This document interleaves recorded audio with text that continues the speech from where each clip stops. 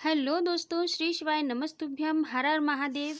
यूँ तो हर महीने शिवरात्रि आती है, परंतु आने वाली है महाशिवरात्रि, जिसका जी भी कई बार अपनी कथाओं में विवरण कर चुके हैं। 7 मार्च को सीहोर में है रुद्रा अभिषेक, जिसके लिए गुरुजी ने कई बार अपनी कथाओं में अपने भक्तों को, अपने शिव पंडाल में भक्तगणों को कई बार निमंत्रण दिया है कि सीहोर ज़रूर आइएगा। और वाणी के विराम दिवस पर विशेष रूप से गुरुजी ने कहा है कि सीहोर में जब भी आए तो सेवा भाव से आएँ, अपने ग्रुप के साथ आएँ, अपने एक मंडली बना कर के आएँ कि आपको क्या सेवा देनी है सीहोर में। और इसी के साथ मैं एक छोटी सी जानकारी और दे दूं कि रुद्रा अभिषेक के समय रुद्राक्ष वितरण बिल्कुल बंद रहेगा। 15 फरवरी से रुद्राक्ष वितरण बंद कर दिया जाएगा। यदि आप सीहोर रुद्राक्ष के लिए जा रहे हैं तो इस बात का ध्यान रखिएगा कि आपको रुद्राक्ष उस समय नहीं मिलेगा, परंतु हाँ, कंकर शंकर की पृथ्वी पर आपको शिव महापुराण सुनने को अवश्य मिलेगी और कंकर शंकर के पूजन करके अपनी कामना को पूरा करने का भी पुण्य अवश्य मिल जाएगा। साथ में आप लोगों से करना चाहती हूँ अनुरोध, यदि पहली बार किया है इस चैनल को विजिट तो लाइक शेयर सब्सक्राइब करना ना भूलिएगा। साथ ही अपने दोस्तों, रिश्तेदारों, परिवार के साथ में शेयर ज़रूर कीजिएगा कि हमें नहीं पता कि कौन सी किसका जीवन संवार दे, किसके कष्ट निपटा दे। यह गुरुजी कई बार अपनी कथा में बता चुके हैं। और साथ ही में 5 तारीख से झारखंड में शुरू होने वाली है पुनः शिव महापुराण, तो सुनिएगा ज़रूर। और इसी के साथ मैं अपनी वाणी को देती हूँ विराम। अब नहीं लूँगी आपका ज़्यादा टाइम। आइए सुन लेते हैं, चलते हैं गुरु जी के श्री चरणों में, सुन लेते हैं मुखारबिंद से कुछ अच्छी बातें। आज तुम्हें 5,000 की, 10,000 की, 50,000 की, 1 लाख, 5 लाख की जरूरत है और कहीं से आवक नहीं है। भगवान कहीं ना कहीं से आ जाए, ऐसी कृपा। तो कुंडकेश्वर महादेव का नाम लेकर एक पुष्प उसका अंतर कर दो। जिस जगह से तुम कमाते हो, जिस जगह पर, जिस गादी पर, जिस कुर्सी पर तुम बैठे हो, उसके सम्मुख में उस पुष्प का मुख बाहर होना चाहिए। उसकी डंडी, उसका जो डंडी का भाग है वो हमारी ओर मार आकर्षण। जैसे भगवान को जो फूल देते हैं, आपको मालूम होगा ना, भगवान को जो पुष्प देते हैं तो पुष्प का मुख कहाँ रखते हैं? भगवान की ओर। ठीक है, मतलब जैसे भगवान गोपाल जी बैठे हुए हैं तो भगवान को अगर आप पुष्प दोगे तो फूल का मुख किधर रखोगे? भगवान की और डंडी का मुख किधर रखोगे? अपनी। और उसी तरह जब अपने कार्य की सिद्धता के लिए अपन कोई कार्य कर रहे हैं, किसी को देना है हमको, तो ये पुष्प का मुख बाहर की ओर रखना। हमको जब काउंटर पर रखे तो सम्मुख रखे कि इससे हमें कुछ प्राप्त हो। पर दुनिया के लोग उल्टा फूल चढ़ाते हैं भगवान को। तुम हमेशा देखना, शंकर जी के मंदिर में जाएंगे तो जो शिवलिंग होगा ना, शंकर भगवान का, जितने पूजन करने वालों को देखोगे ना, ये शंकर जी का शिवलिंग, तो फूल कैसे चढ़ा के आएंगे? ऐसे जमा के आएंगे, डंडी भगवान की ओर कर देंगे, फूल अपनी ओर कर देंगे। ऐसे भगवान को चढ़ाएंगे, फूल का मुंह अपनी ओर, डंडी का मुंह तुम्हारी ओर, मतलब कांटे तुम्हें चुभेंगे। हमें तो अच्छे लोगों को पुष्प चढ़ाना भी नहीं आता।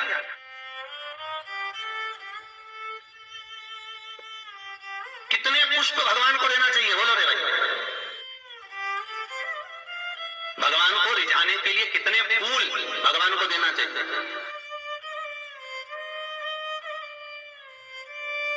बोलो तो। कितने पुष्प भगवान को समर्पित करना चाहिए? महाराज,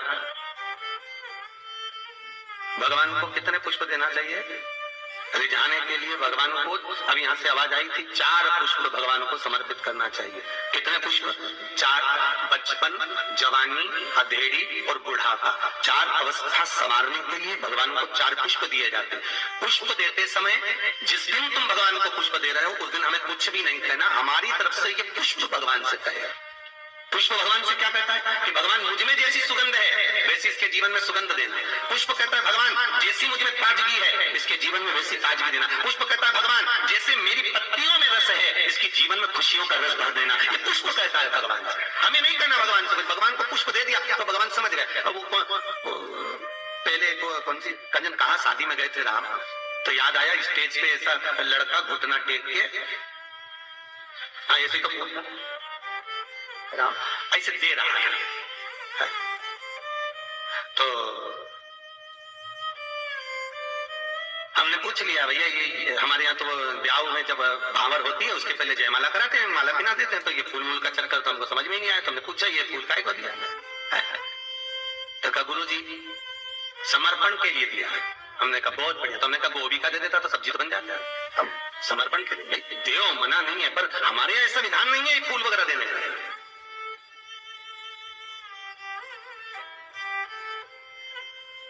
आप भले दुनिया के दिखावे के चक्कर में कुछ भी करो वो अलग बात है, पर हमारे शास्त्रों में ऐसा कोई प्रमाण नहीं कि पुष्प आप किसी संसारिक मनुष्य को दे। पुष्प अगर दिल से कुछ देना है तो वो भगवान को दो, भगवान को समर्पण करो।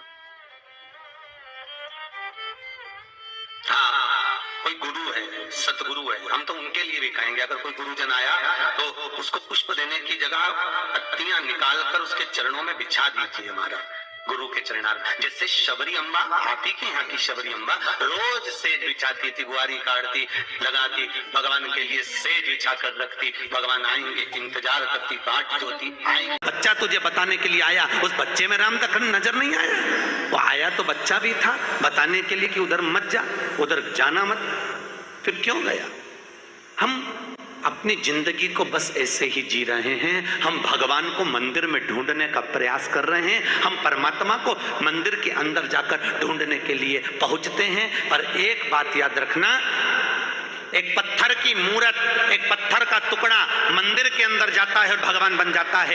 एक पत्थर की शिला मंदिर के अंदर जाती है और भगवान बन जाती है। एक पत्थर का टुकड़ा मंदिर में पहुंचा और परमात्मा बन जाता है। और इंसान रोज मंदिर जाता है तो भी भगवान नहीं बन पाता है। इंसान ही बन नहीं पाता।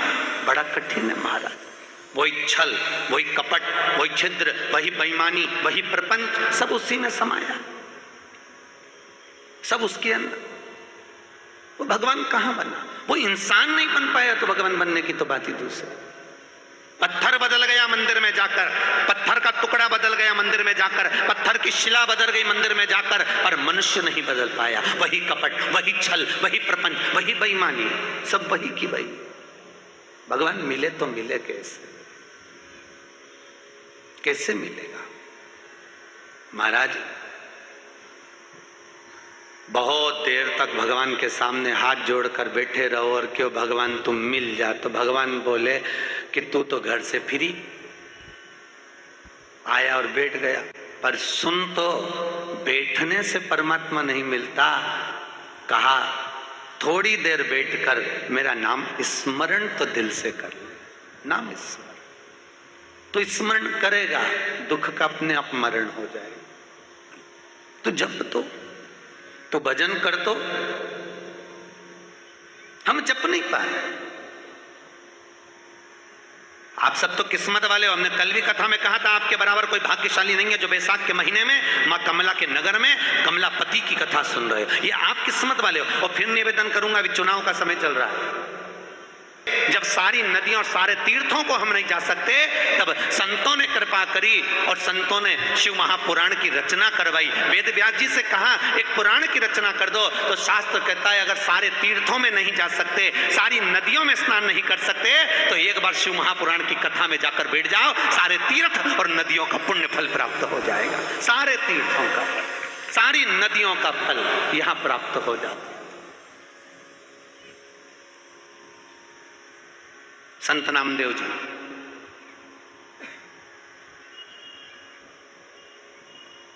आप ही के क्षेत्र के थे।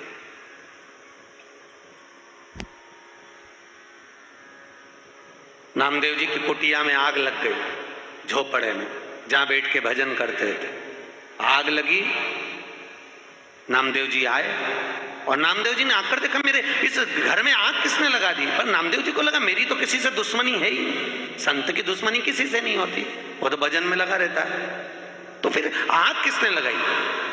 नामदेव जी को लगा मेरे घर में आग ना जाने कौन लगा गया। नामदेव जी को परंतु एक मन में आ गया, आग नहीं लगी है, आज मेरा पांडुरंगा, मेरा हरि विठ्ठल आज अग्नि के रूप में मेरे घर में प्रवेश करा। बहुत दिन बाद भगवान आए हो। इतने में गांव के लोग आके बोले नामदेव हमने तेरे घर में आग लग गई तो ये कम्बल बचा लिया, ये गोदड़ी बचा ली, ये गद्दा निकाल लिया, चटाई निकाल ली, थोड़ा बहुत सामान निकाल लिया, कुर्सी वगैरह। नामदेव जी बोले काय को निकाला? भगवान आए और उनको कुर्सी पे बैठना था तो उठाओ। नामदेव जी ने आगी में कुर्सी भी फेंक दी। कम्बल लो भगवान, रजाई लो भगवान।